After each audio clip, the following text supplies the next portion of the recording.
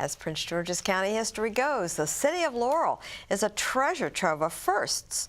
First public high school, first national bank, first public library, the county's oldest continuously operating volunteer fire department, and one of the most charming main streets anywhere.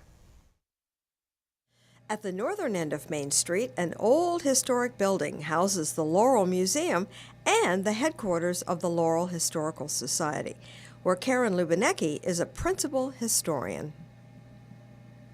When people take a historic tour of Laurel, what are some of the things they're going to see? Well, if they come to Old Town Laurel, they'll see mill workers' houses if they go up to the area near the swimming pool. In fact, the Laurel Museum is an 1840s mill workers' house. And they'll see other houses that look like it, which are very historic, built in the 1840s. As they go down Main Street, they should remember that this was a very early Main Street. There was a mill where the swimming pool was, and it went down to the railroad station. So there was a lot of older buildings that were created.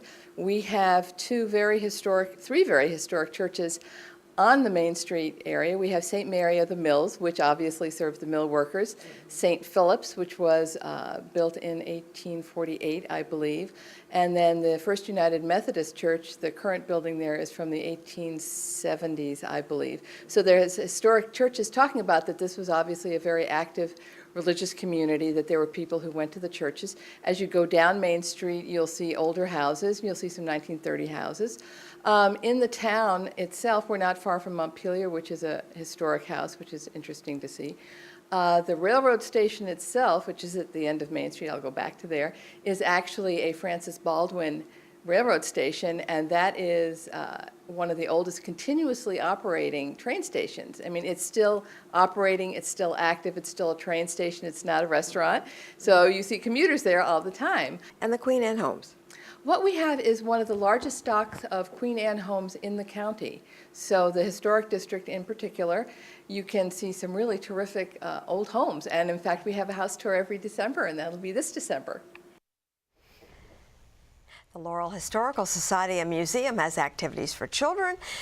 They conduct walking tours of historic Laurel, and they have a free library and speakers bureau.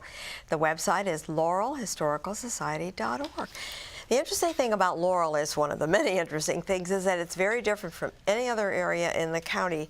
The topography is different, and it was the only industrial town.